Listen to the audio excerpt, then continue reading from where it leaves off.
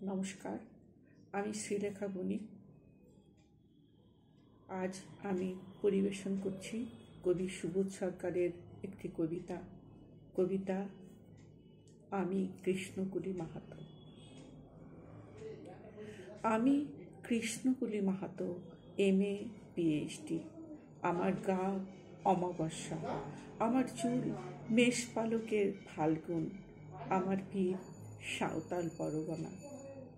আমার দুটো ঠাঁই, একটা বাঁকুড়া, একটা পুরুলিয়া।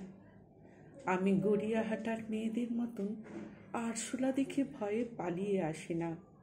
বোমায় বাম হাত উড়ে যাওয়া বাবা কতবার আমার বই পড়িয়ে দিয়েছে, কতবার আমার দুঃখিনী মা বলেছে মেয়েদের বড় হতে নেই।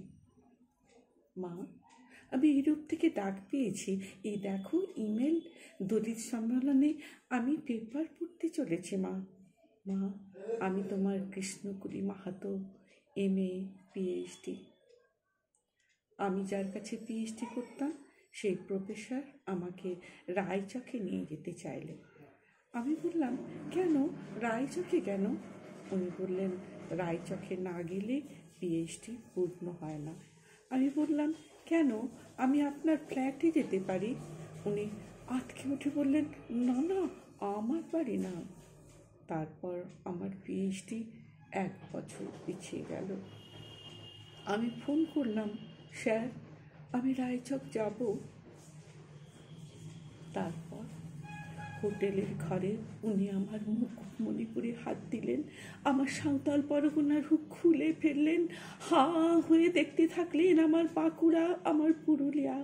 আমার 2 অগ্নিগোলকের কাছে মুখ নিয়ে এলেন, আর তখন চিৎকার করে বললাম, আগুন আগুন আগুন, আমি পারবো না। সেদিন আমার প্রফেসর আমাকে ছেড়ে পালিয়ে গেলেন। আমি কৃষ্ণকলি মাহাতো, MA PhD।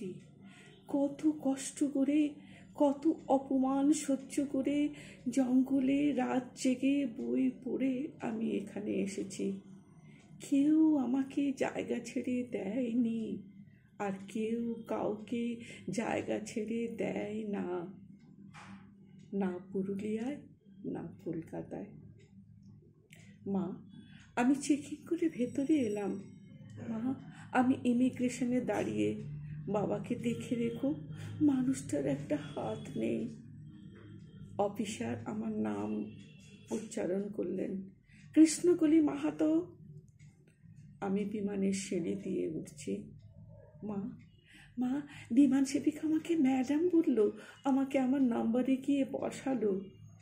আমি সিট বেল্ট বেঁধে ফেললাম। প্লেন রানওয়ে ধরে দৌড়াতে শুরু করেছে। দৌড় দৌড় দৌড়, কি গতি, কি তেজ, কি আওয়াজ! আমার মনে হলো বিমান দৌড়াচ্ছে না, দৌড়চ্ছি আমি আমি আমি আমি কৃষ্ণকলি মাহাতো, MA PhD। আমি কৃষ্ণকলি মাহাতো। নমস্কার।